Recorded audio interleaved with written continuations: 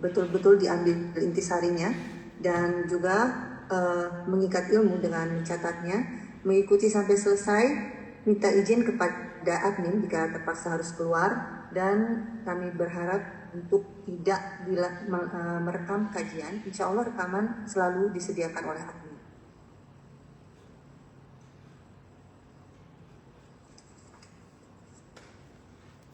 Alhamdulillah Ustadz sudah hadir. Hamdan katsiran thayyiban mubarakan fi kama yuhibbu rabbuna wa yarda. Wassalatu wassalamu ala Rasulillah wa ala alihi wa sahbihi wa man tabi'ahum bi ihsanin ila yaumiddin, amma ba'd. Kami ucapkan ahlan wa sahlan Ustazuna jazakallahu khairan Ustaz Ahmad Zainuddin Al-Banjari LC Hafizahullah telah hadir di Zoom Majelis Nadita, dan sore ini kita akan kembali melanjutkan pembahasan Syarah Kitab Tauhid Al-Mulakhas Syarah Kitab Tauhid karangan Syekh Dr.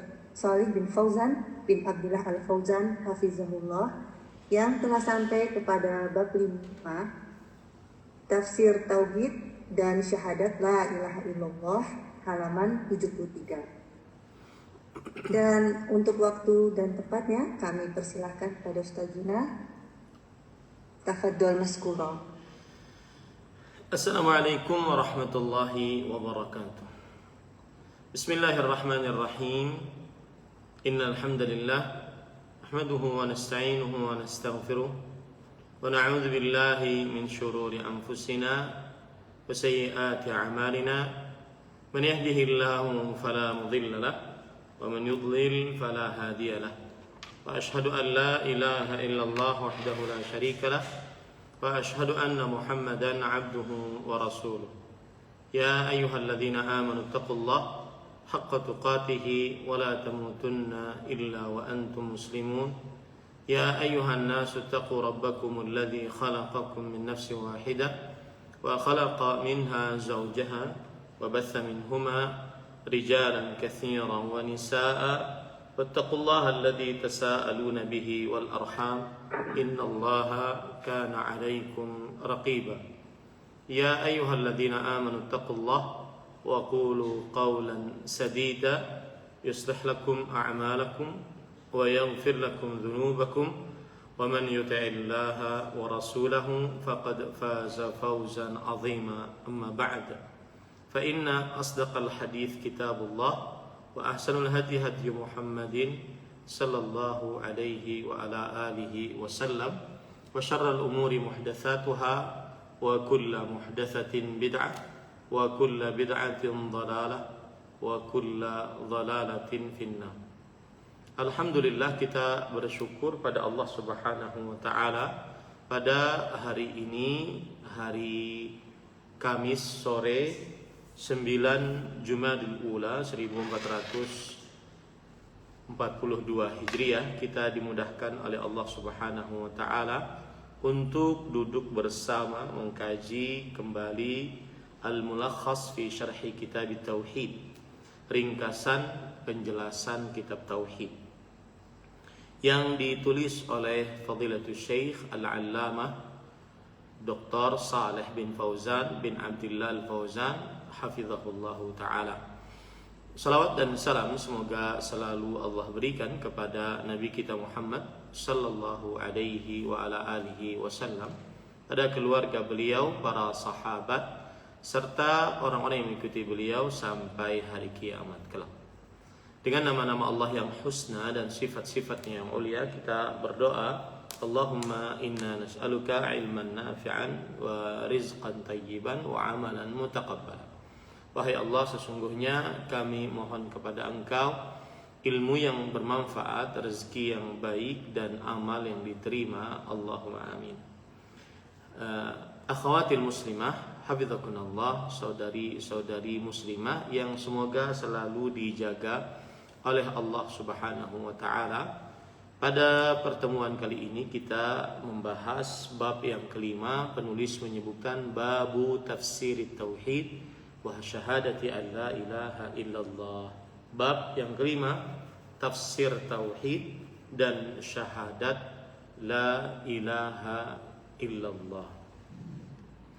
Kemudian penulis menyebutkan dalil yang pertama, beliau berkata, wa qaulillahi ta'ala ulaika alladzina yad'una yabtaghuna ila rabbihimul wasilah ayyuhum aqrabu wa yarjuna rahmatahu wa yakhafuna 'adzabah inna 'adzaba rabbika kana mahdzura.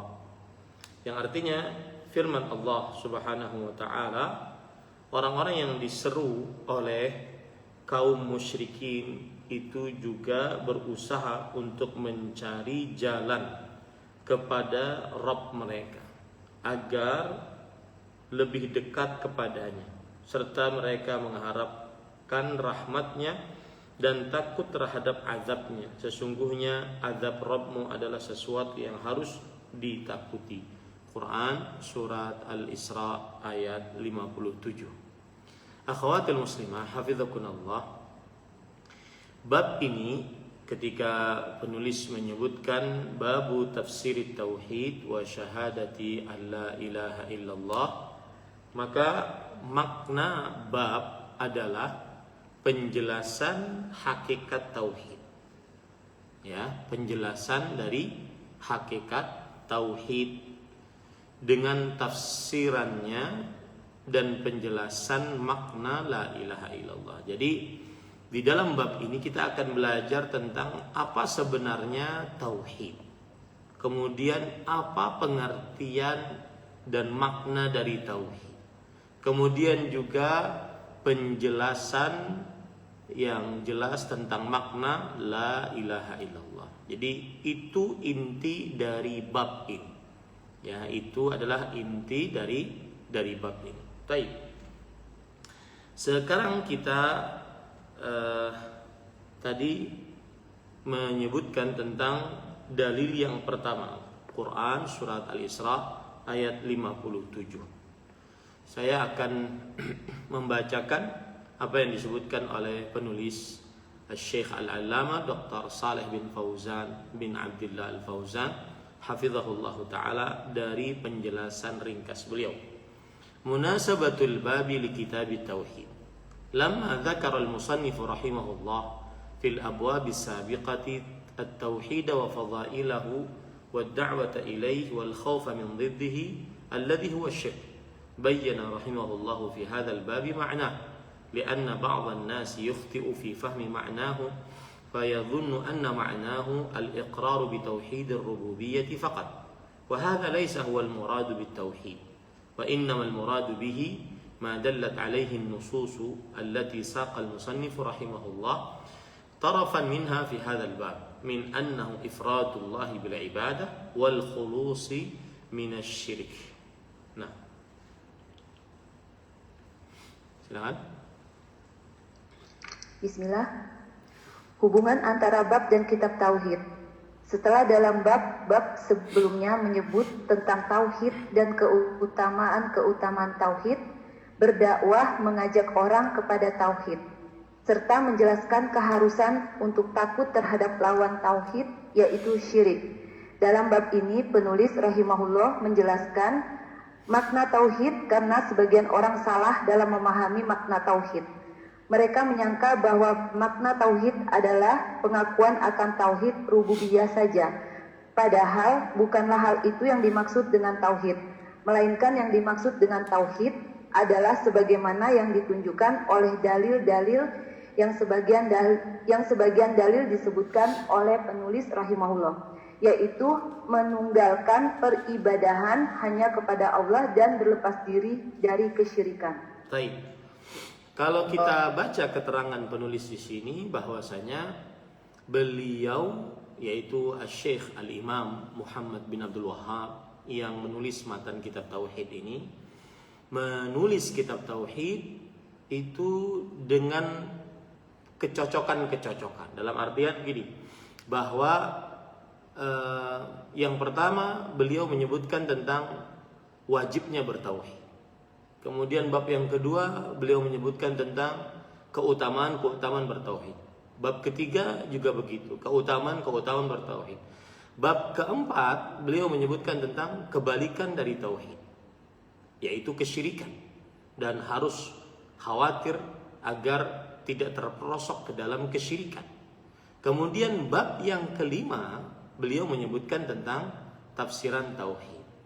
Kenapa demikian? Karena sebagian orang salah atau keliru di dalam memahami tauhid. Ada sebagian yang mengatakan bahwa tauhid itu adalah ketika meyakini Allah Subhanahu wa taala Maha Kuasa, Maha Pencipta, Maha Pengatur, atau yang disebut dengan tauhid rububiyah. Itulah, kalau orang sudah mengakui itu maka berarti dia sudah bertauhid. Ya, kalau orang sudah mengakui ini maka berarti dia sudah bertauhid. Dan ini sebenarnya bukan dari hakikat tauhid. Rasulullah sallallahu alaihi wasallam memerangi Abu Jahal, Abu Lahab, orang-orang kafir Quraisy, Uqbah bin Abi Mu'ayyid, ya, dan orang-orang kafir Quraisy lainnya itu karena mereka bukan tidak meyakini Allah Maha Kuasa, bukan karena Allah tidak meyakini Allah Maha Pencipta, Allah Maha Pengatur, tidak. Karena mereka meyakini itu. Abu Lahab meyakini, Abu Jahal meyakini itu. Dengan banyak ayat di dalam Al-Quran sebagai dalilnya. Wala in sa'altahum man khalaqas samawati wal arda la yaqulunna Allah. Yang artinya jika engkau wahai Muhammad sallallahu alaihi wasallam bertanya kepada mereka orang-orang kafir Quraisy, siapakah yang menciptakan langit dan bumi? Maka mereka akan menjawab Allah. Ini disebutkan oleh Allah Subhanahu wa taala di dalam surat Luqman ayat 25. Maka sebagian orang meyakini bahwasanya yang namanya bertauhid adalah meyakini tiada pencipta selain Allah, meyakini tiada yang berkuasa selain Allah, meyakini tiada yang mengatur selain Allah. Maka ini kita katakan iya, itu tauhid, tetapi bukan itu makna tauhid yang diinginkan oleh Allah dan didakwahkan oleh Rasulullah sallallahu alaihi wasallam. Ya, kenapa? Karena orang-orang kafir Quraisy, orang-orang musyrik yang diperangi oleh Rasul sallallahu alaihi wasallam, kaum Yahudi yang diperangi oleh Rasul sallallahu alaihi wasallam, mereka meyakini Allah Maha Pencipta, Maha Pengatur, Maha Berkuasa. Ya. Nah, ini sama seperti sebagian orang yang mengaku dirinya muslim tetapi masih meminta kepada orang yang sudah meninggal, berdoa kepada orang yang sudah meninggal, beristighatsah kepada orang yang sudah meninggal, menjadikan orang yang sudah meninggal tersebut sebagai perantara. Dan ketika dinasihati mereka mengatakan, kami tetap meyakini bahwasanya Allah Maha Pencipta, Allah Maha Pengatur, Allah Maha Berkuasa. Ya. Nah, ini kami tetap meyakini itu, kata mereka. Nah, ini kekeliruan. Ya, kekeliruan di dalam penafsiran dari tauhid. Karena yang namanya tauhid tersebut adalah sebagaimana yang disebutkan oleh penulis di sini, ifradullah bil ibadah wal khulus minasyirik. Menjadikan Allah satu-satunya yang dituju, dimaksud dalam ibadah. Salat, puasa, zakat, haji, berdoa, minta tolong, minta perlindungan, minta pertolongan dalam keadaan yang sempit, ditujukan hanya kepada Allah. Nah, itulah yang disebut dengan tauhid. Dan berlepas diri dari kesyirikan, berlepas diri dari sembahan-sembahan selain Allah Subhanahu wa taala. Tidak menjadikan antara dirinya dengan Allah perantara, berdoa langsung kepada Allah Subhanahu wa taala. Ini disebut dengan tauhid. Benar-benar memurnikan ibadah hanya untuk Allah dan berlepas diri dari kesyirikan. Itulah yang disebut dengan tauhid. Jadi, kenapa penulis menyebutkan bab ini dan apa hubungannya bab dengan tauhid? Karena sebagian orang mengira dirinya sudah benar-benar bertauhid, padahal tidak demikian. Sebagian orang mengira dirinya benar-benar bertauhid, padahal tidak demikian. Ya, ini para ikhwah yang dirahmati oleh Allah Subhanahu wa taala. Nah, kemudian ahibati hafizakumullah taala,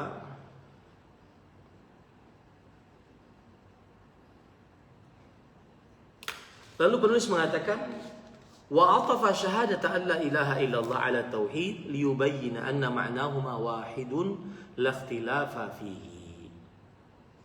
يدعون أي يدعونه من دون الله وهم الملائكة والأنبياء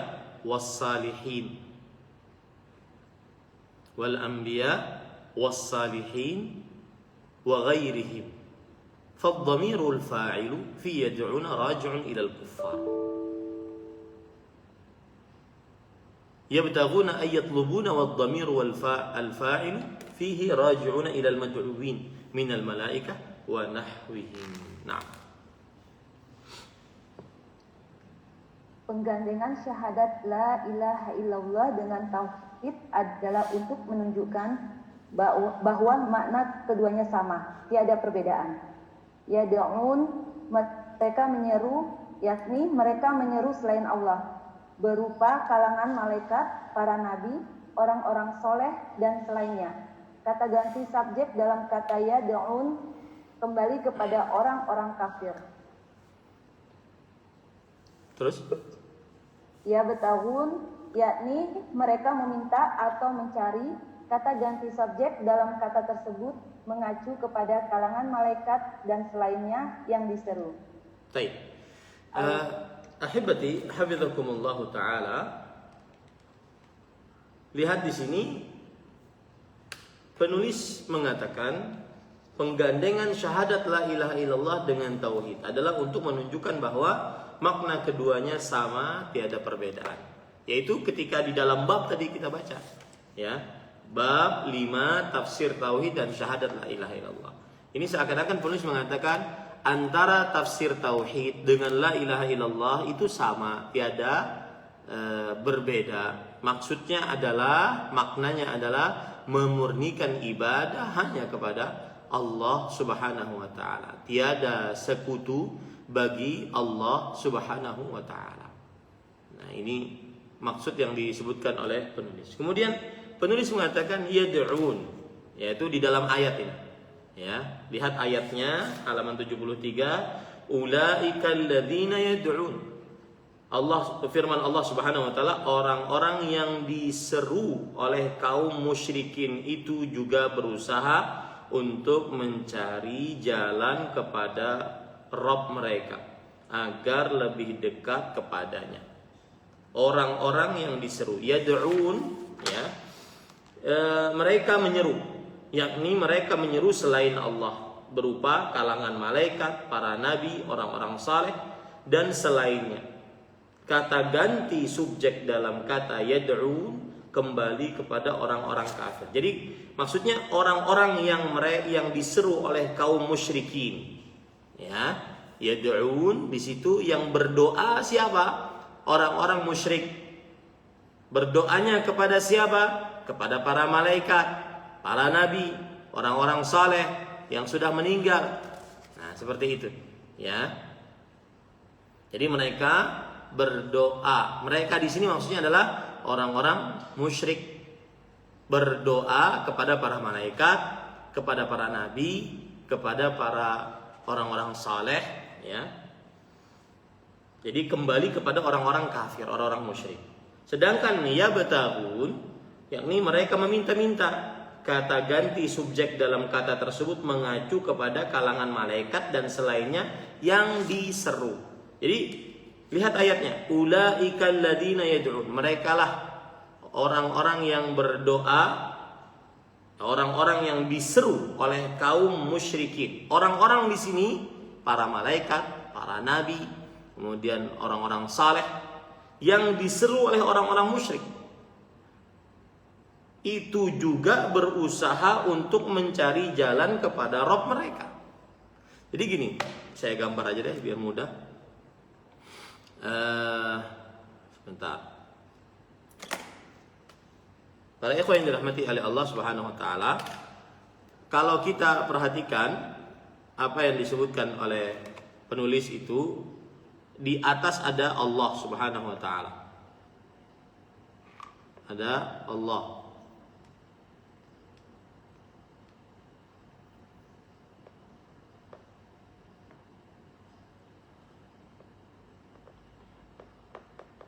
Ya, kemudian di tengah-tengah ada para malaikat, para nabi. Ya. Kemudian di bawahnya ada orang-orang musyrik. Lihat, ini gambarnya. Saya terbalik ya, gak apa-apa ya. Ini orang-orang musyrik di bawah, Allah di atas, di tengah-tengah para nabi, para malaikat, orang-orang saleh. Nah, orang-orang musyrik tersebut, mereka berdoa kepada para malaikat, mereka berdoa kepada para nabi, mereka berdoa kepada orang-orang saleh. Sedangkan orang-orang soleh, para malaikat, para nabi itu sendiri berdoa kepada Allah, mencari rahmat kepada Allah, takut siksa Allah. Jadi aneh mereka orang-orang musyrik ini. Kenapa? Karena orang-orang yang mereka jadikan sembahan selain Allah, mereka sendiri beribadah kepada Allah, mereka sendiri mencari rahmat Allah, mereka sendiri takut siksa Allah. Kenapa bisa dijadikan sebagai sembahan selain Allah? Ya, sembahan-sembahan selain Allah saja berlomba-lomba mencari rahmat Allah, beribadah kepada Allah, takut siksa Allah. Ya, lah orang-orang musyrik ini malah mereka berdoa kepada orang-orang yang takut siksa Allah Subhanahu wa taala. Nah, itu maksud dari ayat ini. Ya, saya ulangi ya, orang-orang yang diseru oleh kaum musyrikin. Orang-orang yang diseru oleh kaum musyrikin. Orang-orang di sini siapa? Para malaikat, para nabi, para orang-orang saleh. Yang diseru di sini maksudnya yang diibadahi. Orang-orang yang diibadahi oleh orang musyrikin itu juga berusaha untuk mencari jalan kepada Allah agar mereka lebih dekat kepada Allah, serta mereka mengharapkan rahmat Allah, takut siksa Allah. Ya. Jadi ini orang musyrik, ini para nabi, ini Allah Subhanahu wa taala. Orang-orang musyrik beribadah kepada para nabi, para malaikat, orang-orang saleh. Sedangkan orang-orang ini yang di tengah ini, para malaikat, para nabi, orang-orang saleh, mereka sendiri beribadah kepada Allah. Mereka sendiri berdoa kepada Allah, mencari rahmat Allah, takut siksa Allah. Kok bisa mereka, ya orang-orang musyrik ini, beribadah kepada para malaikat, para nabi, dan orang-orang saleh? Padahal orang-orang saleh sendiri, mereka mendekatkan dirinya kepada Allah Subhanahu wa ta'ala. Ya, bisa dipahami ini? Nah, baik, kita lanjut. Penulis kemudian mengatakan, dan kata penulis, al-wasilah ma yutaqarrabu bihi ila Allah, fa ma'na tawassala ila Allah amila amalan yuqarribuhu ilaihi. Nah, al-wasilah, segala sesuatu yang digunakan untuk mendekatkan diri kepada Allah. Makna tawassala ila Allah adalah dia mengerjakan suatu amal untuk mendekatkan dirinya kepada Allah. Nah, itu kan di dalam ayat ada. Di dalam ayat ada.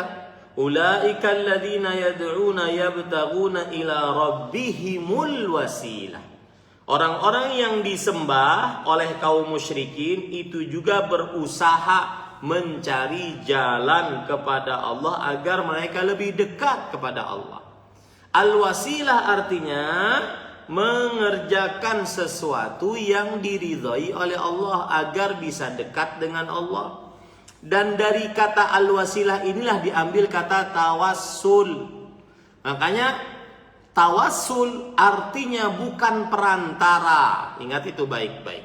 Tawassul artinya bukan perantara.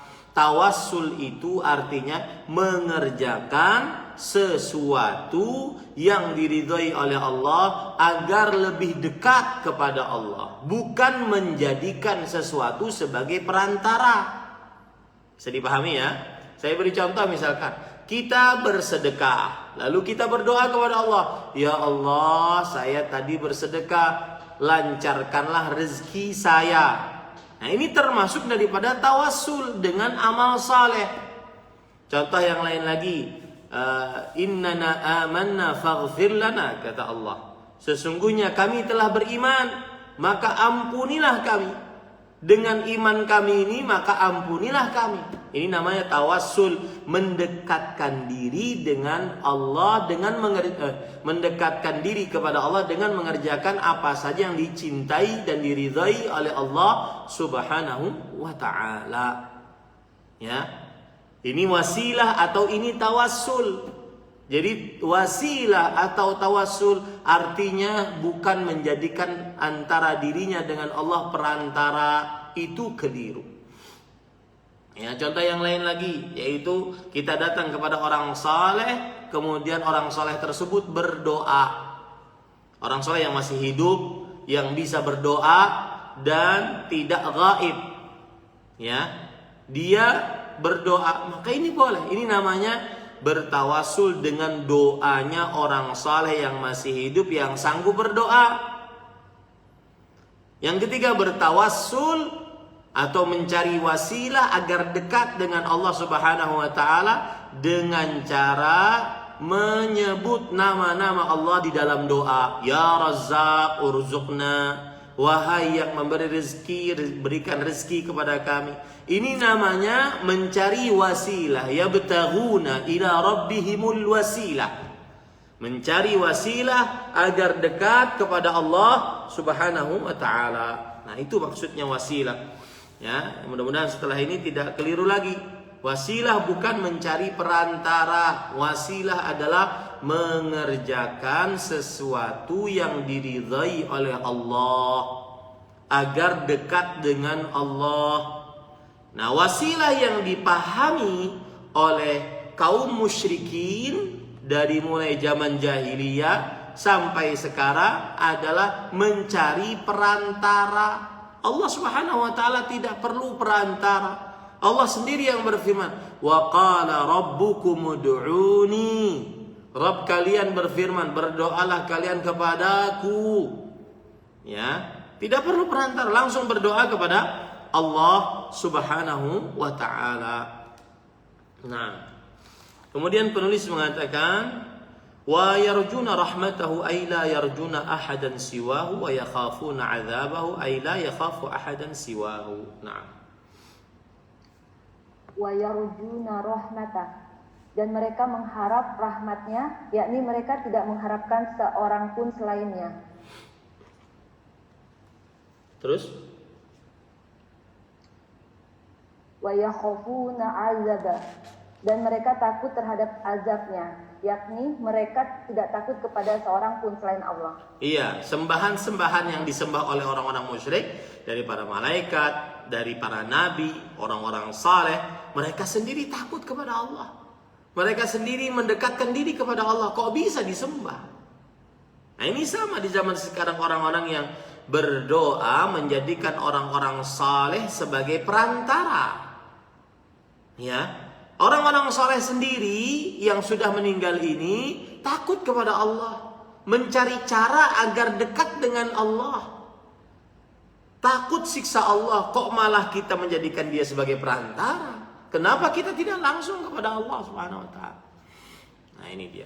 Nah, kemudian penulis mengatakan al-ma'na al-ijmali lil ayah anna Allah Subhanahu wa taala يخبر أن هؤلاء الذين يدعوهم المشركون من دون الله من الملائكة والأنبياء والصالحين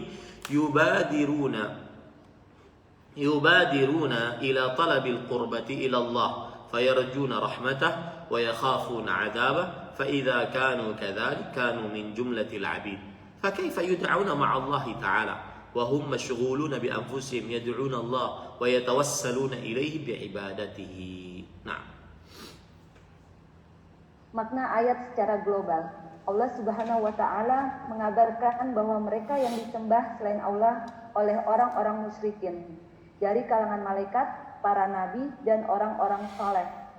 Mereka sendiri bersegera mencari pendekatan diri kepada Allah karena mengharap rahmat dan takut terhadap azab Allah. Kalau keadaan mereka seperti itu, berarti mereka termasuk ke dalam kategori hamba-hamba Allah. Maka bagaimana bisa mereka disembah bersama Allah Ta'ala sementara mereka sibuk dengan diri mereka sendiri, berdoa dan berusaha untuk mendekatkan diri kepada Allah dengan beribadah kepadanya. Maknanya jelas ya. Artinya orang-orang musyrik ini salah cara untuk dekat dengan Allah.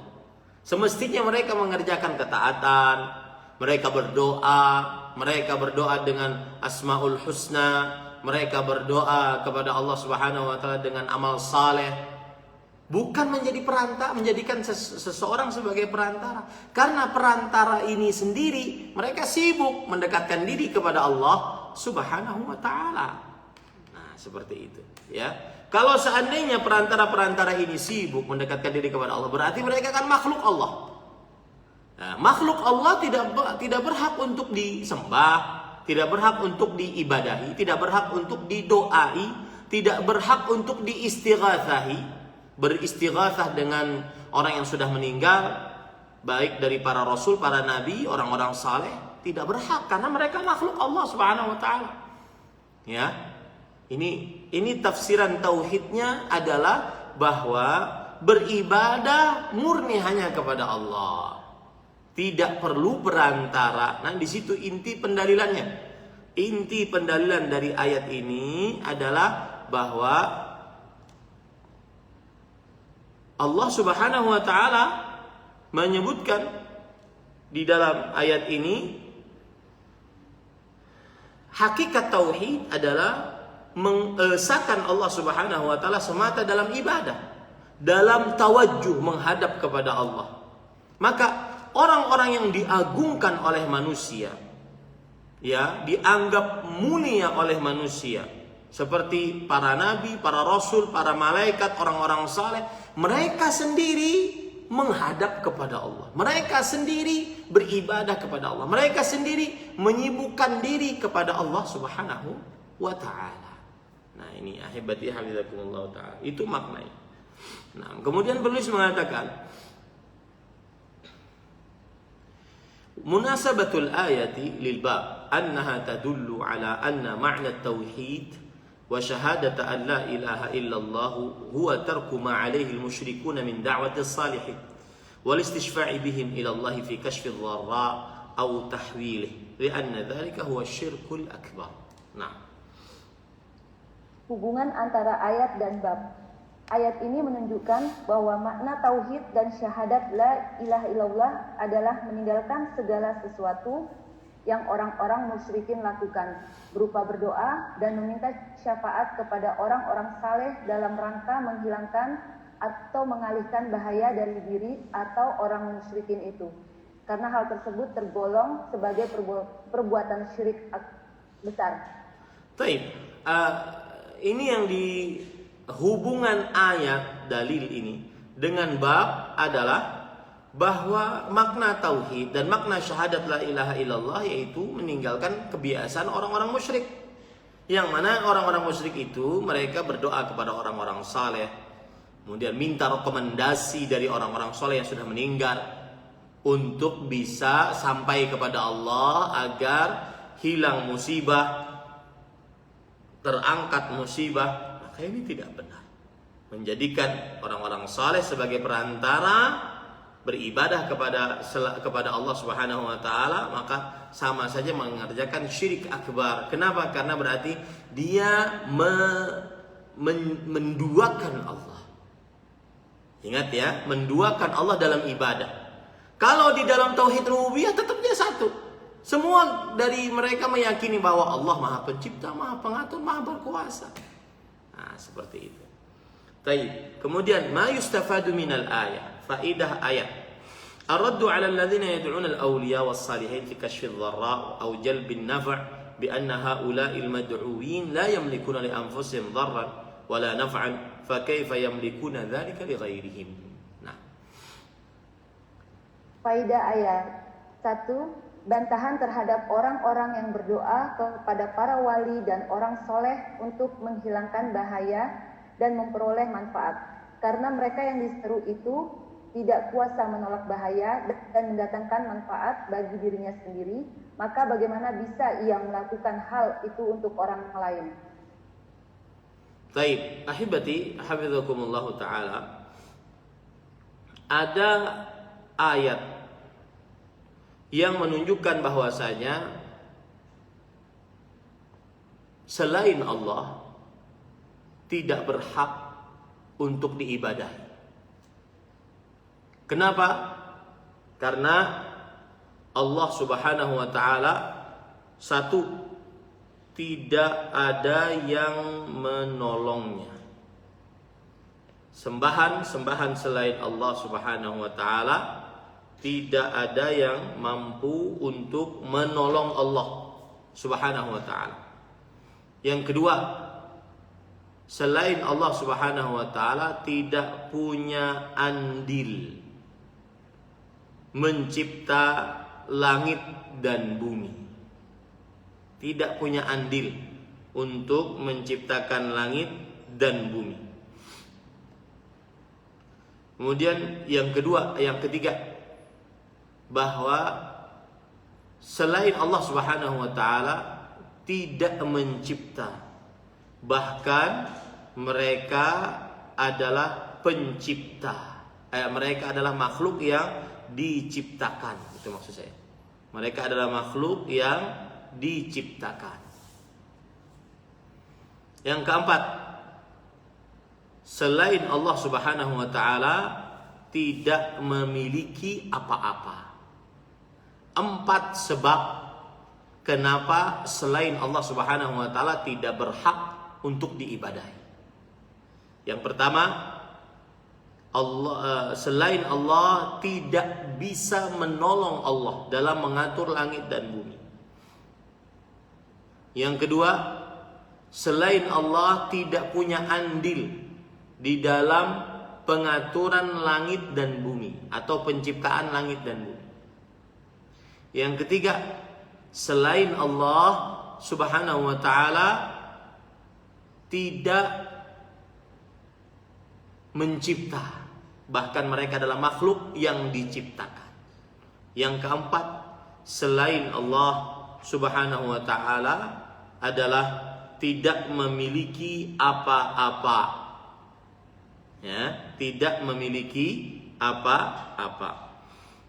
Ya, sekarang dalil yang menunjukkan akan hal ini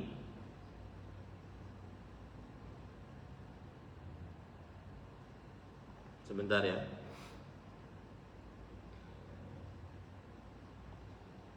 Saya akan bacakan ayat yang menunjukkan akan hal ini, bahwasanya hanya Allah Subhanahu wa taala yang paling pantas untuk diibadahi.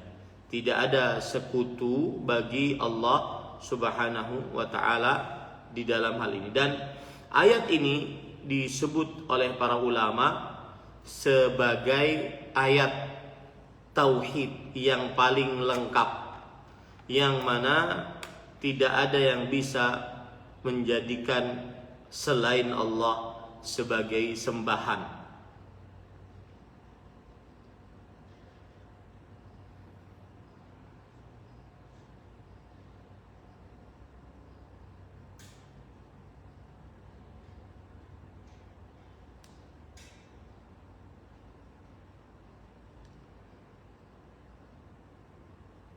Sebentar.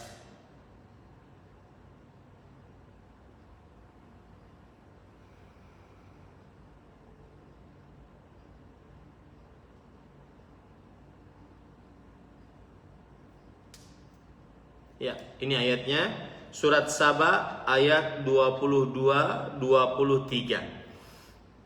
Surat Saba ayat 22-23. Allah berfirman, "Qul ud'ul ladzina za'amtum min dunillah." Katakanlah wahai Muhammad,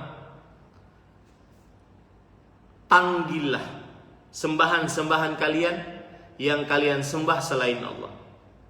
La yamlikuna mithqala dzarratin fis samawati wala fil ardh. Mereka tidak memiliki walau seberat zarrah di langit dan di bumi. Lihat, mereka tidak memiliki apa-apa. Ini poin pertama tadi. Wa ma lahum fihi ma min syirk. Dan mereka sembahan-sembahan selain Allah tidak mempunyai andil di dalam mengatur langit dan bumi. wa ma lahu minhum min zahir, dan mereka sembahan-sembahan selain Allah tidak menolong Allah di dalam pengaturan langit dan bumi, tidak punya andil. Yang kedua, tidak menolong Allah. Yang ketiga, kemudian yang keempat, wala tanfa'u syafa'atu indahu illa liman adzinalah, dan tidak bermanfaat syafaat di sisi Allah kecuali siapa yang diizinkan oleh Allah Subhanahu wa taala. Ini adalah ayat tauhid yang paling kuat menunjukkan bahwasanya selain Allah tidak berhak untuk diibadahi. Ya, surat Saba ayat 22 23. Nah, kemudian yang kedua, ahibati hafizakumullah taala, faedah dari ayat yang kita baca, bayanu syiddati khaufil anbiya was-salihin minallah wa bayanu rajaihim li rahmatihi. Nah, Kedua, penjelasan tentang besarnya rasa takut para nabi dan orang-orang soleh kepada Allah, dan penjelasan tentang harapan mereka kepada rahmat Allah. baik. Sudah bisa dipahami itu, kita masuk kepada ayat yang kedua yang dibawakan oleh penulis di dalam bab ini. Penulis rahimahullahu taala berkata, wa qawlihi wa idh qala Ibrahim li abihi wa qaumi innani bara'u mimma ta'budun illa alladhi fatarani fa innahu sayahdin. Yang artinya, dan firman-Nya, dan ingatlah ketika Ibrahim berkata kepada bapaknya dan kaumnya. Bapaknya Nabi Ibrahim alaihissalam ada yang mengatakan Azar, sebagaimana yang Allah Subhanahu wa taala sebutkan di dalam Al-Qur'an, yaitu wa idz qala Ibrahimu li abihi Azar atattakhidhu asnaman alihah, yang artinya, dan ingatlah ketika Ibrahim alaihissalam berkata kepada bapaknya Azar. Surat Al-An'am ayat 74. Ada yang mengatakan Azar ini bukan bapak kandung Nabi Ibrahim alaihissalam.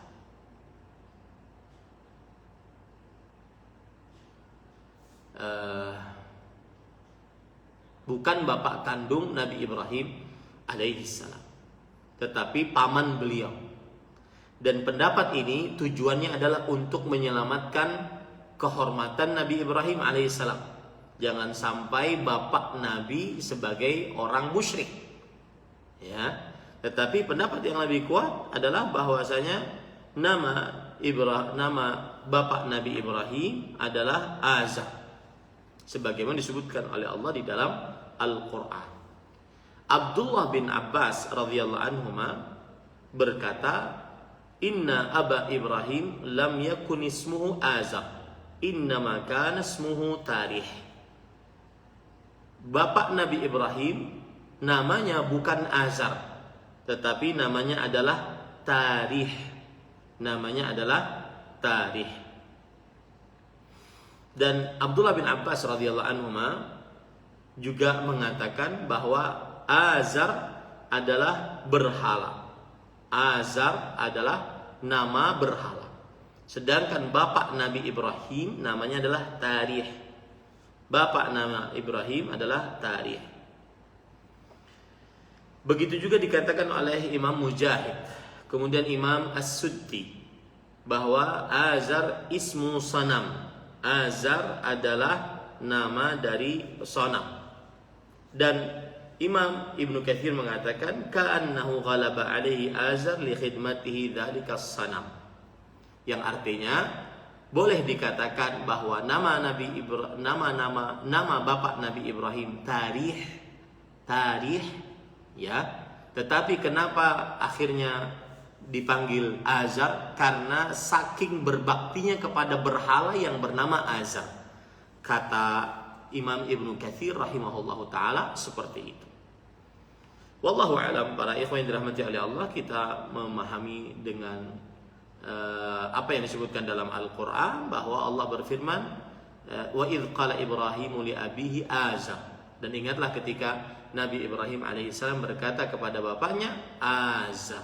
Jadi bapaknya sebenarnya namanya adalah Azar. Taib. Adapun tarikh, maka ini diambilkan dari kitab-kitab Israiliyat. Sebagian ulama tafsir mengatakan seperti itu. Wallahu a'lam.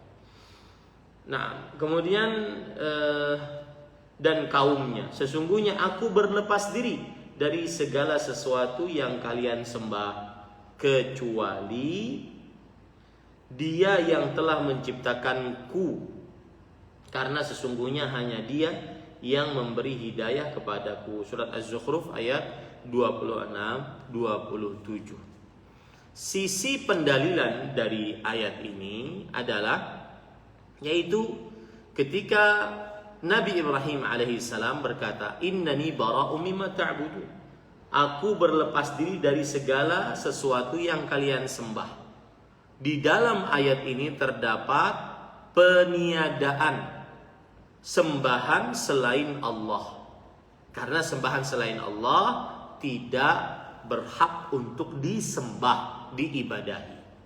Kemudian juga ketika Nabi Ibrahim berkata illalladzi fatarani, kecuali yang telah menciptakanku. Di dalam ayat ini terdapat penetapan ibadah hanya untuk Allah Subhanahu wa taala semata. Maka ayat ini, surat Az-Zukhruf ayat 26-27 mengumpulkan dua rukun tauhid. Kita sudah sebutkan dua rukun tauhid. Yang pertama adalah an-nafyu, peniadaan, meniadakan sesembahan selain Allah. Dan inilah yang diambil dari kalimat la ilaha, peniadaan, tidak ada sembahan yang berhak selain Allah. Kemudian penetapan illallah, ya, al-isbat, penetapan illallah, hanya Allah yang berhak diibadahi, tiada sekutu bagi Allah. Nah, itulah rukun tauhid. Nah, surat Az-Zukhruf ayat 26-27 mengumpulkan itu, mengumpulkan dua hal tersebut, yaitu an-nafyu, ketika Nabi Ibrahim berkata innani bara'um mimma ta'budun, aku berlepas diri dari apa saja yang kalian sembah selain Allah. Kemudian al-itsbat illalladzi fatarani, illallahnya apa? Illalladzi fatarani, ya.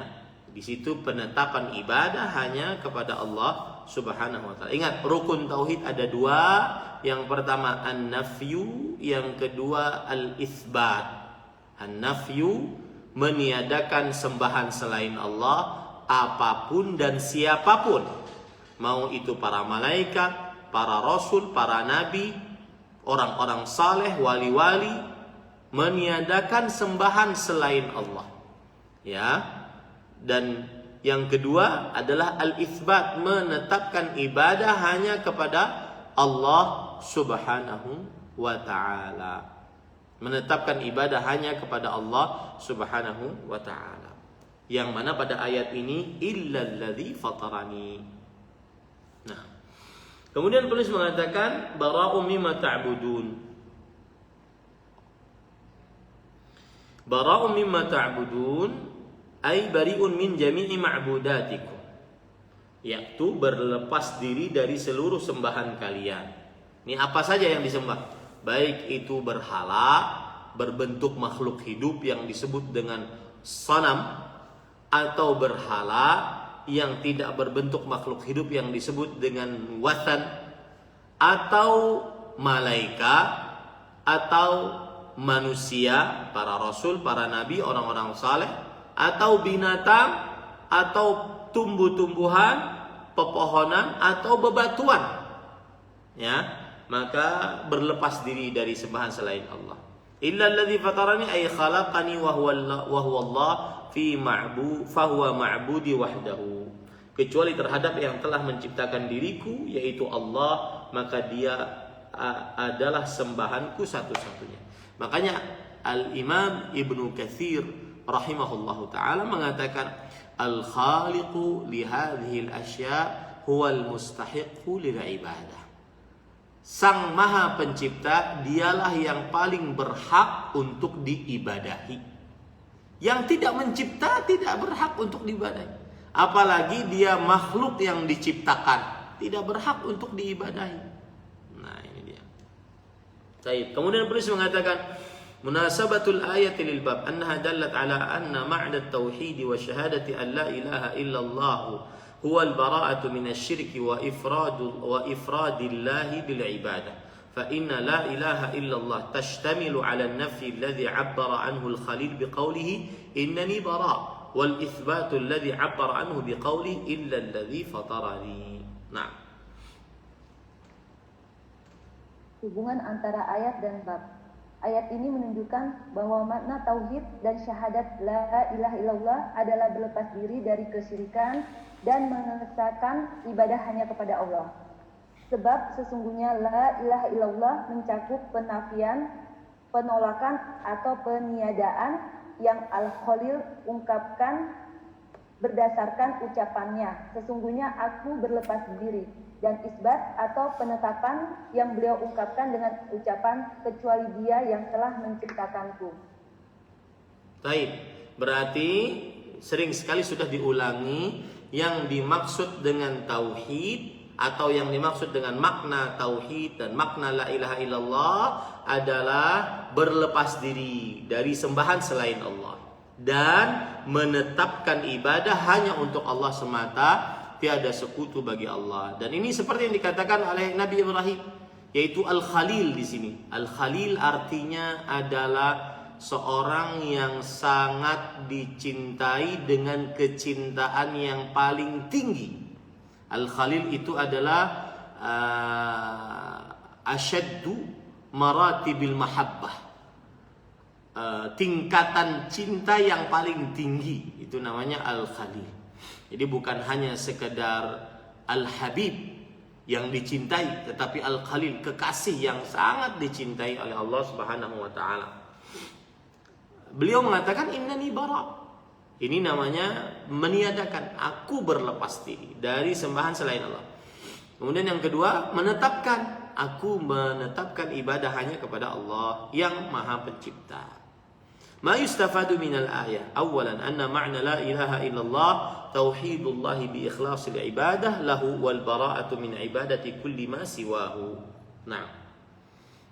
Faedah ayat 1, bahwa makna la ilaha illallah adalah menauhidkan Allah dengan mengikhlaskan semua ibadah hanya kepadanya dan barok berlepas diri dari peribadahan kepada segala sesuatu selain Allah. Nah, ini sudah kita pahami tadi, kita ulang-ulang juga. Yang kedua, izharul bara'ati min dinil musyriki. 2, menampakkan sikap baro'ah terhadap agama orang-orang musyrikin. Iya, maksudnya adalah kita harus menampakkan, tidak boleh kita berpura-pura. Ya, ini agama, kita harus menampakkan, berlepas diri dari orang-orang musyrik. Berlepas diri dari sembahan selain Allah. Maka ini pula yang kita sayangkan kepada sebagian orang yang mungkin terlalu berlebihan di dalam perkara toleransi, akhirnya malah menyediakan fasilitas untuk orang-orang yang mensyirikkan Allah Subhanahu wa taala. Ini haram hukumnya. Ya, ini haram hukumnya. Menjaga tempat-tempat ibadah orang-orang yang mensyirikkan Allah Subhanahu wa taala ini haram hukumnya. Tidak diperbolehkan dalam agama Islam. Allah berfirman wa ta'awanu 'alal birri wat taqwa wa la ta'awanu 'alal itsmi wal 'udwan. Tolong menolong dalam kebaikan dan ketakwaan, dan janganlah kalian tolong menolong dalam dosa dan permusuhan. Dosa paling dosa adalah kesyirikan. Maka seorang muslim tidak diperbolehkan untuk tolong menolong di dalam membiarkan orang-orang musyrik mensyirikkan Allah Subhanahu wa taala. Ya, tidak diperbolehkan. Tidak diperbolehkan untuk tolong-menolong dalam dosa dan permusuhan. Karena harus berlepas diri dari peribadatan kepada selain Allah. Berlepas diri. Yang ketiga, masyru'iyyati tabarri min a'da'illah walau kanu aqraban nas. Nah. Ketiga, pensyariatan untuk berlepas diri dari musuh-musuh Allah meskipun mereka adalah orang-orang terdekat kita. Sebagaimana yang dilakukan oleh Al-Khalil Ibrahim alaihissalam. Nah, wa qawlihi, wah sudah habis waktunya, sudah 5.30. Kita belum cukup untuk melanjutkan apa yang kita ingin lanjutkan dari dalil-dalil yang dibawakan oleh penulis rahimahullahu ta'ala. Ini yang bisa kita sampaikan.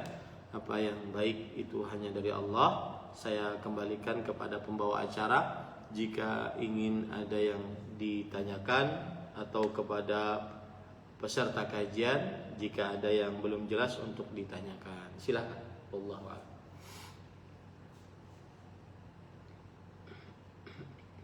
Alhamdulillah. Syukron jazakallahu khairan atas ilmunya Ustadz. Sekarang waktunya tanya jawab. Nanti alhamdulillah hari ini ada kuis Ustadz di akhir sebelum selesai. Jadi mohon diberikan soal tiga soal insya Allah. Silakan. Baik. Silakan kalau ada pertanyaan, silakan untuk raise hand.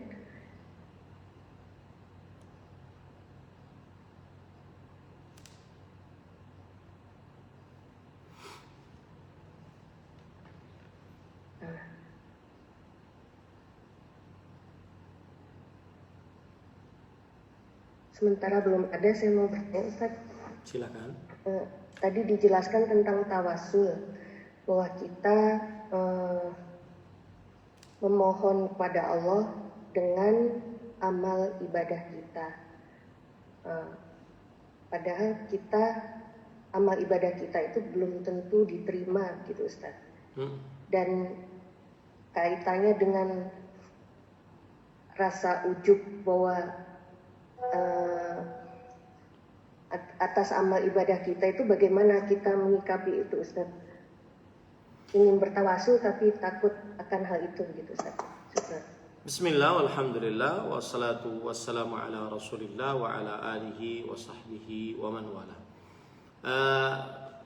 Mungkin ada yang memberikan semacam syubhat bahwa bagaimana kita mau bertawasul dengan amal saleh yang kita kerjakan, sedangkan kita tidak tahu apakah amal tersebut diterima oleh Allah Subhanahu wa ta'ala atau tidak.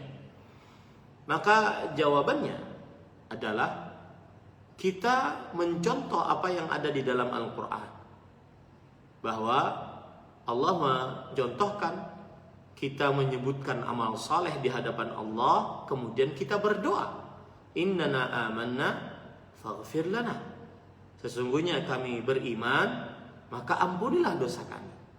Jadi ada semacam penyebutan amal saleh yang kita kerjakan dari iman, kemudian ada doa kepada Allah Subhanahu wa ta'ala. Kemudian juga di dalam Asmaul Husna, Allah Subhanahu wa ta'ala berfirman, walillahil asmaul husna fad'uuhu biha. Dan Allah Subhanahu wa ta'ala satu-satunya yang memiliki nama-nama yang husna, berdoalah dengannya. Ini namanya bertawasul dengan nama-nama Allah yang husna. Dan Rasulullah sallallahu alaihi wasallam juga mengajarkan kepada kita untuk bertawasul dengan amal saleh yang pernah kita miliki. Maka kalau seandainya ada orang yang mengatakan bahwa bagaimana kita bisa bertawasul dengan amal saleh, sedangkan amal saleh kita tidak diterima, kita belum tahu apakah diterima atau tidak oleh Allah Subhanahu wa ta'ala, perkaranya adalah bukan berarti kita sudah mengetahui diterima atau tidak, tetapi kita sudah beramal, kemudian kita sebutkan di hadapan Allah Subhanahu wa taala agar kita lebih dekat dengan Allah Subhanahu wa taala. Baik. Kemudian bukankah itu sifat ujub, Ustaz, menyebutkan amal sedangkan kita belum tahu apakah diterima amalnya atau tidak? Maka jawabannya, jika itu kita sebutkan di hadapan Allah, maka bukan ujub, tetapi itu adalah berdoa dengan amal saleh, bukan ujub. Ya, ujub itu seseorang mengira dia mempunyai sesuatu yang lebih dia bisa banggakan di hadapan orang lain dibandingkan orang lain. Nah, itu jadi ujub, bukan di hadapan Allah Subhanahu wa taala. Wallahu a'lam. Nah.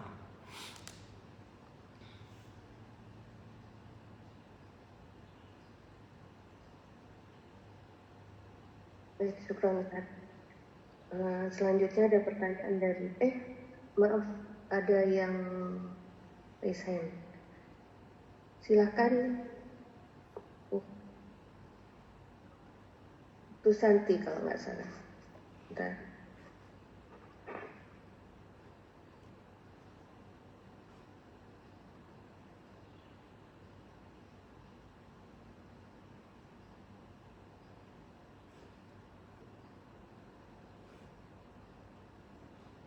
Bismillah. Ya Ustaz, Astagfirullah ilaih. Izin bertanya Ustaz. Silahkan Bu. Ustaz, di dalam kehidupan kita ini ada kehidupan yang tenang-tenang, tiba-tiba kita diberi ujian. Kadang kita rasa, apa ya ujian saya di hari-hari berikutnya? Ada rasa takut yang terus kita waspadai gitu Ustaz. Apakah itu bagian daripada kekhawatiran kita tentang amal soleh atau amal ibadah yang kita lakukan Ustaz? Mohon jawabannya Ustaz. Barakallahu fiik Bu. Jazakallahu khairan atas pertanyaannya. Maka jawabannya adalah sepertinya dari pertanyaan tersebut ada semacam kekhawatiran bahwa dia akan mendapatkan musibah lagi setelah musibah sebelumnya, yang mungkin kadang-kadang hidupnya sudah tenang-tenang, ada istri, ada suami, ada anak, ada rumah, ada mobil, ada semua ada. Kemudian datang tiba-tiba musibah, entah kadang COVID-19, na'udzubillah, entah kadang yang meninggal, keluarga, atau yang semisalnya. Ada kadang-kadang semacam rasa takut, apalagi nih musibah setelah ini, apalagi nih musibah setelah ini. Maka kalau ditanya apakah ini berpengaruh pada amal ibadah kita, jawabannya saya lebih excited untuk menjawab bagaimana menghadapi perasaan ini, itu saja. Maka jawabannya adalah untuk menghadapi perasaan ini kita sering-sering bersandar kepada Allah dan sering-sering mengagungkan keimanan kepada takdir Allah Subhanahu wa taala. Karena annama asabaka lam yakun liyukhti'ak wa ma akhta'aka lam yakun liyusibak. Apa yang menimpamu tidak akan meleset darimu kalau sudah itu sudah takdirmu. Dan apa yang belum menimpamu tidak akan pernah terkena padamu kalau memang belum takdirmu. Seperti misalkan kita semua berdoa kepada Allah. Saya berdoa dan ibu-ibu juga berdoa kepada Allah Subhanahu wa taala agar kita dijauhkan dari segala macam penyakit yang mewabah saat ini. Kita semua berdoa kepada Allah agar dijauhkan dari penyakit yang mewabah ini. Tetapi la qaddarallah, kalau ada seorang yang terkena, maka pada saat itu kita harus yakin ini takdir Allah yang sudah dituliskan oleh Allah 50.000 tahun sebelum penciptaan langit dan bumi. Ya. Kemudian kita harus bersandar diri kepada Allah. Kemudian kalau seandainya ada orang yang meninggal karena itu, maka berarti itu sudah memang takdirnya. Al-mautu wahid wa in ta'addadat asbabu. Karena yang namanya kematian itu satu, ya mati. Meskipun beda-beda sebabnya. Ada yang mati karena COVID, ada yang mati karena tabrakan, karena kebakaran, ada yang mati karena bahkan karena sedang menggeluti menggeluti hobinya dan seterusnya. Ya, maka pada saat itu lebih baik kita membicarakan tentang bagaimana menghadapi perasaan itu. Ya, saya paham betul bagaimana seorang Muslim di zaman sekarang setiap bangun tidurnya tidak tenang dari mulai Maret yang lalu sampai sekarang, hampir 1 tahun tidak tenang. Apalagi kami di pesantren, ya kita berdoa kepada Allah sekali lagi dijauhkan dari segala macam mara bahaya. Tidak ada, mudah-mudahan tidak ada satu kasus pun. Saya di bawah saya tinggal di pesantren, keluarga di pesantren. Santri-santri saya sudah saya tarik di pesantren. Ya, jaminannya adalah wali-wali santri mengamanahi di pesantren. Maka setiap hari, ya, dari mulai ditariknya santri tersebut, kita selalu memikirkan jangan sampai ada protokol kesehatan selalu, zikir pagi sore selalu, konsumsi vitamin-vitamin yang diperlukan selalu. Kalau seandainya ada yang sedikit pilek, demam, segera kita obati dan segalanya. Maka yang paling utama kita lakukan ketika menghadapi rasa takut seperti ini, karena wajar manusia mempunyai rasa gelisah, ya, karena dirinya lemah. Makanya kita harus bersandar kepada yang maha kuat. Allah berfirman di dalam Al-Quran, Qul hasbiyallah alaihi yatawakkalul mutawakkilun. Saya sering mengatakan ini. Ketika hati tidak tenang, kira-kira besok apalagi nih musibah. Ya, kemarin sudah begini, besok apalagi. Maka ucapkanlah hasbiyallah alaihi yatawakkalul mutawakkilun. Hanya Allah sebagai pencukupku. Dan hanya kepadanya orang-orang yang bersandar diri bertawakal. Ini ayat disebutkan oleh Allah dalam rangka atau dalam penyebutan tentang Allah Subhanahu wa taala menceritakan tentang tidak ada yang bisa mengangkat bala jika Allah menginginkan bala. Tidak ada yang bisa menolak rahmat jika Allah menginginkan rahmat. Makanya pas hati kita tidak tenang, ucapkan surat Az-Zumar ayat 38 tadi di akhir ayatnya, hasbiyallah alaihi yatawakkalul mutawakkilun. Sesudah itu bersandar kepada takdir. Ya sudahlah. Ya. Dan biasanya yang khawatir seperti ini dia mohon maaf saya tidak menuduh yang bertanya, tetapi secara umum kebiasaan manusia yang khawatir seperti ini, dia terlalu tinggi angan-angan dunianya. Saya akan begini. Lah nanti kalau kena COVID begini gimana? Semuanya akan seperti ini, Dia mikir dengan otaknya yang maha terbatas. Ya sudahlah, setelah itu hasbiyallah alaihi tawakkalul mutawakkilun. Cukuplah Allah bagiku, kepadanya lah bertawakal orang-orang yang berserah diri. Hati akan tenang seperti itu.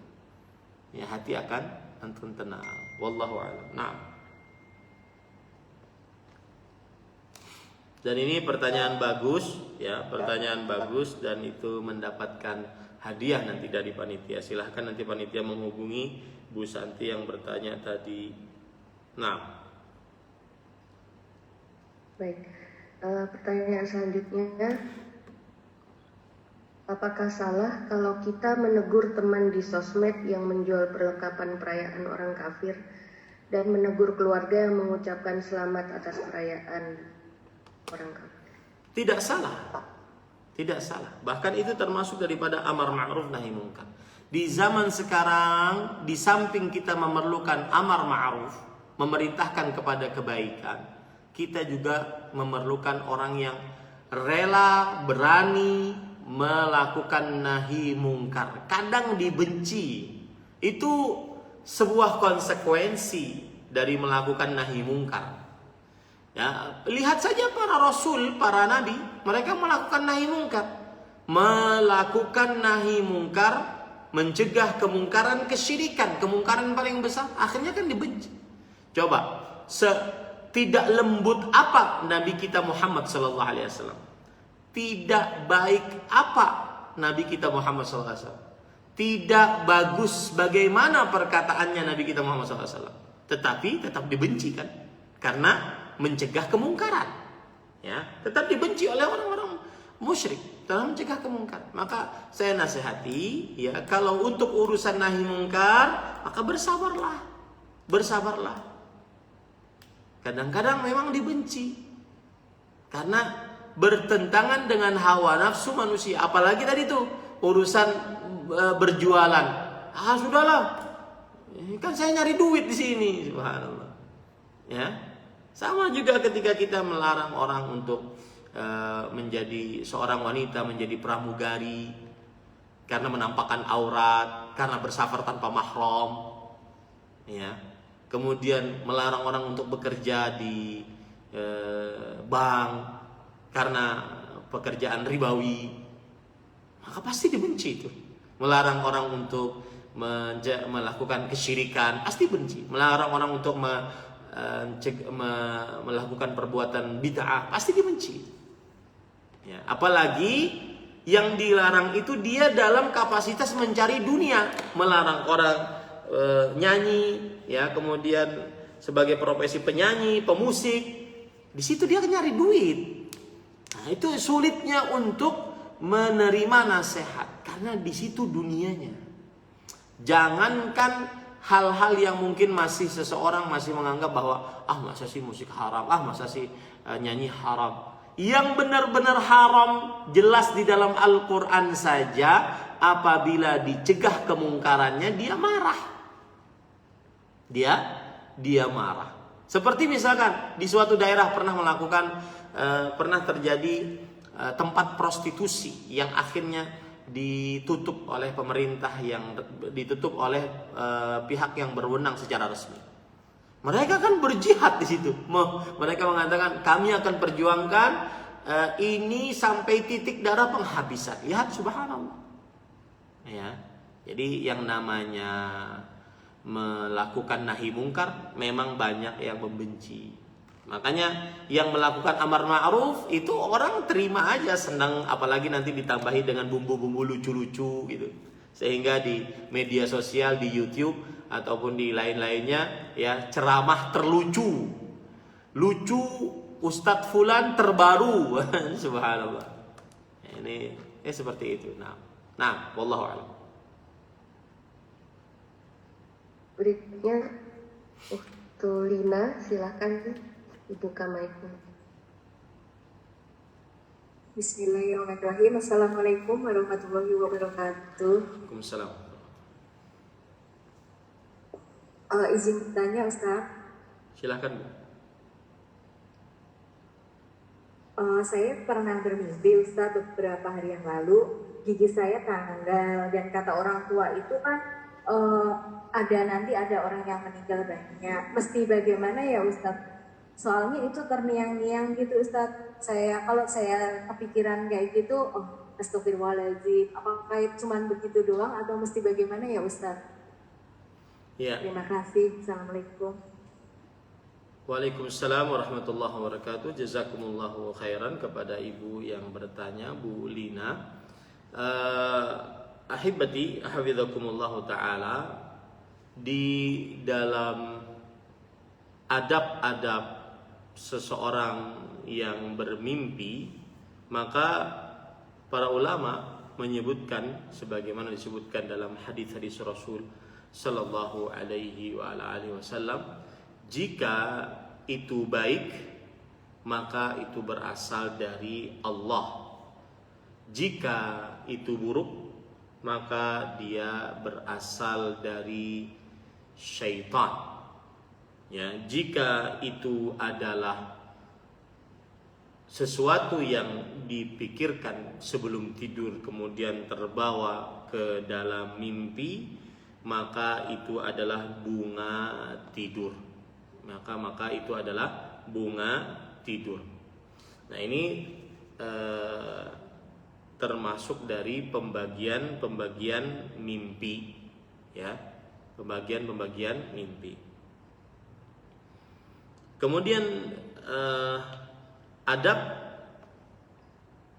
saya bacakan dulu tadi dalilnya, yaitu Rasulullah sallallahu alaihi wa ala alihi wasallam bersabda dalam hadis yang sahih riwayat Bukhari dan Muslim, ar-ru'ya thalathatun far-ru'ya salihatu busyra minallah. Mimpi itu ada 3. Maka mimpi yang saleh, yang baik, maka ini kabar gembira dari Allah. War-ru'ya tahzinun minasyaitan.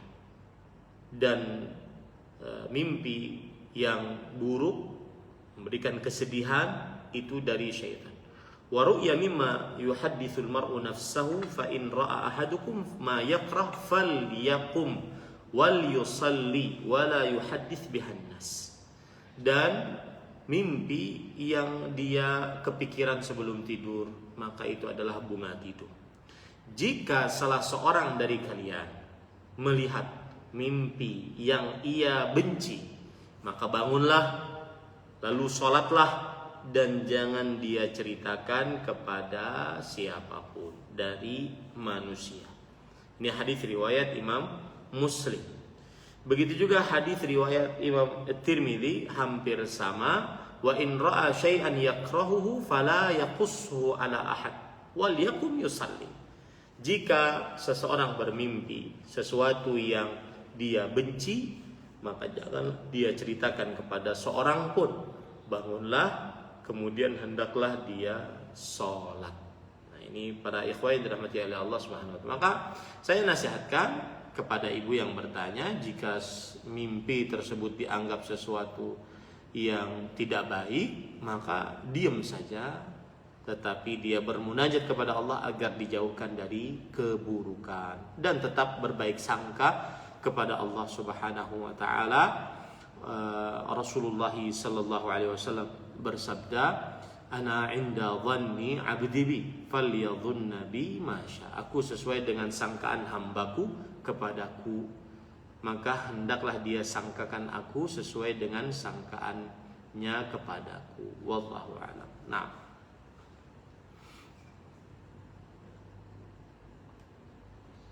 baik, selanjutnya ada pertanyaan, Ustaz.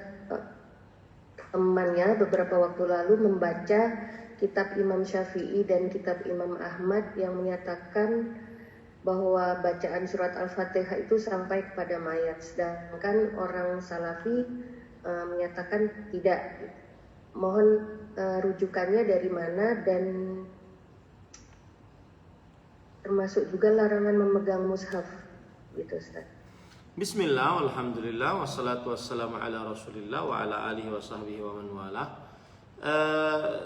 Mana kitab ataupun apa, atau di mana lebih tepatnya, di mana perkataan Imam Asy-Syafi'i rahimahullah yang menyatakan pembacaan surat Al-Fatihah pahalanya sampai kepada orang yang sudah meninggal? Di kitab mana itu ya? Adapun perkataan Imam Ahmad, ya benar.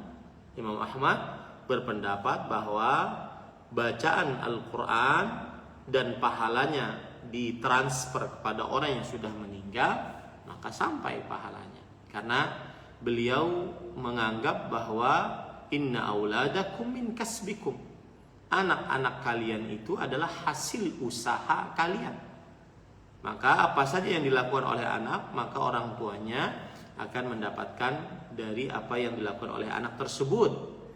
Ya, nah, ini pendapat Imam Ahmad. Adapun yang bermadzhab Syafi'i sudah masyhur bahwasanya Imam Syafi'i mengatakan tidak sampai, dan juga pendapat mazhab Syafi'i sendiri juga tidak sampai. ya, menyatakan bahwa tidak sampai pahala orang yang membaca Al-Quran ditransfer kepada orang yang sudah meninggal. Karena Imam Asy-Syafi'i rahimahullah berpendapat wa anna laisa lil insani illa ma sa'a. Allah berfirman, dan sesungguhnya manusia tidak mendapati kecuali apa yang dia usahakan. Jadi setiap orang berusaha, beramal, itu yang dia dapatkan pahala. Adapun orang lain beramal untuk orang lain, maka tidak dapat pahalanya, tidak bisa ditransfer pahalanya, terutama di dalam pembacaan Al-Quran yang mana tidak dicontohkan oleh Rasulullah Sallallahu Alaihi Wasallam. Banyak dari keluarga Nabi Muhammad Sallallahu Alaihi Wasallam yang meninggal sebelum beliau, tidak pernah ada satu riwayat sahih pun Rasul Sallallahu Alaihi Wasallam menghadiahkan pembacaan surah Al-Fatihah kepada Khadijah, kemudian Ruqayyah, Ummu Kalthum, Zainab, dan sahabat-sahabat Nabi yang lainnya, kemudian juga paman Nabi seperti Hamzah dan sahabat-sahabat Nabi yang lainnya. Belum ada Nabi Muhammad SAW pernah membacakan ila ruhi Sayyidina Hamzah Al-Fatihah. Tidak ada. Tidak ada riwayat satupun yang sahih yang menunjukkan akan hal tersebut. Wallahu a'lam. Dan itu bukan ajaran yang diajarkan oleh orang-orang yang mengusung dakwah salaf, tetapi itu ajaran Rasulullah Sallallahu Alaihi Wasallam yang memang dakwah salaf berasal dari dakwahnya Rasulullah SAW dan dipahami oleh para sahabat Nabi radhiyallahu anhum. Nah, selanjutnya, apakah boleh kata takzim dinisbatkan kepada seorang guru dan semisal berkata begini, hati ini terasa sejuk ketika melihat Ustadz Fulan. Apakah ini bentuk penghormatan yang berlebihan dan termasuk ke dalam dosa syirik? Lebih baik dijauhi. Lebih baik dijauhi. Karena dikhawatirkan seseorang terlalu berlebihan menganggap kepada ustadz tersebut. Kita kepada guru-guru kita menghormati mereka, ya, dengan keilmuan mereka, dengan akhlak mereka, kita menghormati mereka. Tetapi untuk berkata kita merasa sejuk dengan melihat wajahnya, maka ini dikhawatirkan nanti masuk ke dalam ghulu. Dan Rasulullah sallallahu alaihi wasallam bersabda, iyyakum wal ghuluwa fa innama ahlaka man kana qablakumul ghulu. Jauhi oleh kalian sifat berlebih-lebihan. Sesungguhnya orang-orang sebelum kalian binasa gara-gara terlalu berlebih-lebihan.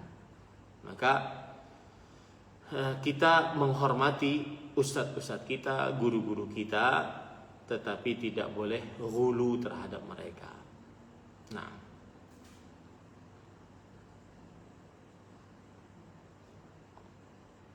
selanjutnya, apakah ujub dan ria bila kita mengungkapkan kebaikan kepada suami?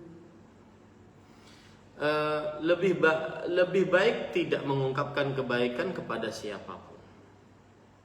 Ya, lebih baik tidak mengungkapkan kepada siapapun kebaikan kepada siapapun. Mungkin ini kasusnya begini, istri mungkin lagi kesal atau lagi dianggap tidak baik kepada suami, maka sang istri membela diri.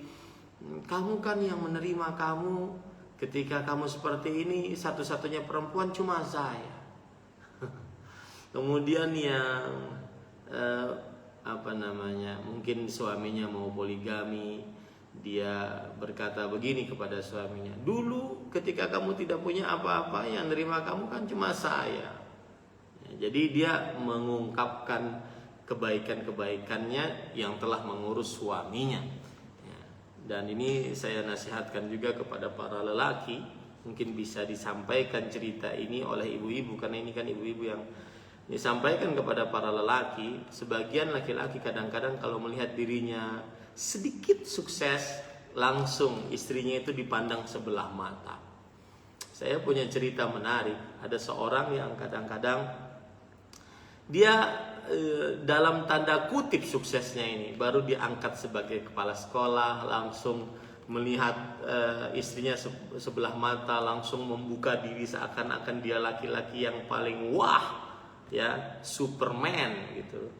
Nah, ayo siapa yang mau poligami dengan saya dan seterusnya. Ini tidak benar ya para ikhwan yang dirahmati. Jadi hati-hati dengan kadang-kadang di awal-awal pernikahan mungkin penuh dengan perjuangan, penuh dengan kesabaran antara suami istri. Kemudian setelah itu berlalu, semuanya jadi nyaman, rumah ada, mobil ada, harta lumayan, ya.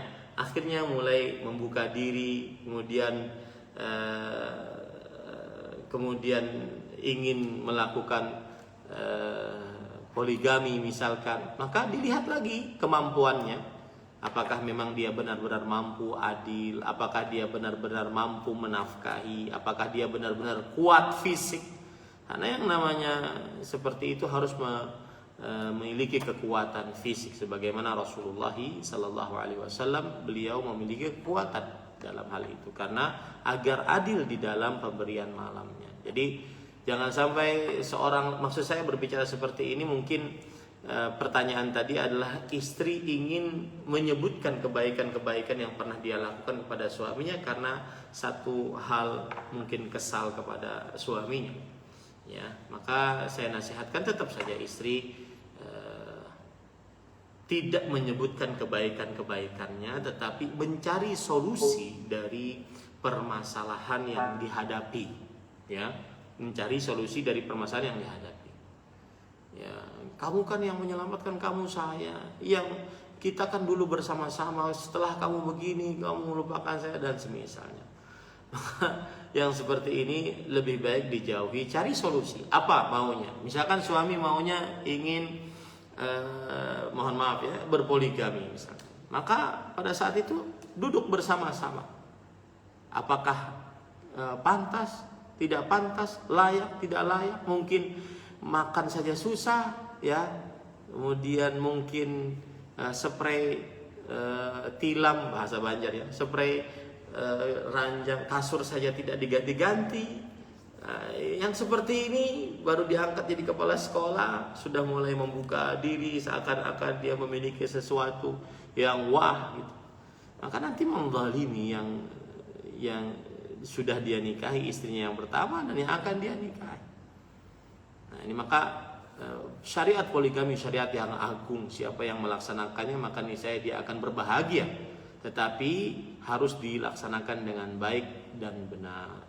Nah, itu mungkin saya lebih condong pemahaman atas pertanyaan seperti yang ditanyakan tadi kepada perkara seperti itu. Wallahu a'lam. Nah, satu lagi pertanyaan terakhir.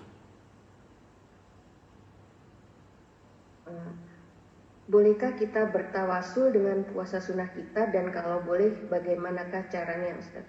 Sebutkan di dalam doa kita, ya Allah, saya berpuasa sunnah, maka mudahkanlah rezeki saya, mudahkanlah urusan saya. Boleh seperti itu. Wallahu a'lam. Ini yang bisa saya sampaikan dan saya cukupkan. Wa sallallahu nabiyana Muhammad walhamdulillahi rabbil alamin. Wassalamualaikum warahmatullahi wabarakatuh.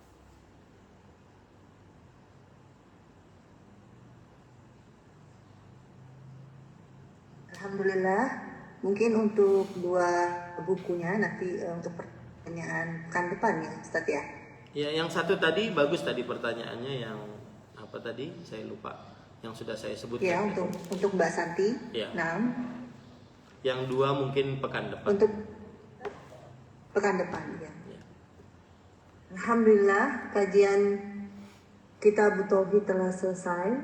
Kami ucapkan jazakallah khairan kepada Ustadz Ahmad Zainuddin Hafizahullah atas ilmu dan bimbingannya. Semoga Allah senantiasa menjaga Ustadz dan keluarga dan membalas Ustadz dengan surga yang tertinggi. Allahumma amin. Dan kami akan kembali bahwa kajian ini adalah kajian rutin per pekan di dalam majelis kami, yakni pembahasan suratul Fatihah di hari Selasa pagi jam 9.00 waktu Indonesia bagian Barat, dan Kitabut Tauhid di hari Kamis sore jam 15.30 waktu Indonesia bagian Barat. Jangan lupa untuk mengajak teman, sahabat Handai Tolan untuk bergabung belajar bersama Majelis Nadita Online, dan bagi yang ingin bergabung di grup WhatsApp kami untuk update kegiatan kami, silahkan hubungi admin kami. Dan kami ucapkan jazakumullahu khairan atas partisipasi antuna sekalian. Semoga Allah berkahi ilmu ini dan menjadikan cahaya dan petunjuk bagi kita semua. Dengan demikian berakhir sudah kajian sore hari ini. Sekian, kami undur diri. Jazakumullahu khairan wa barakallahu fikum jami'an.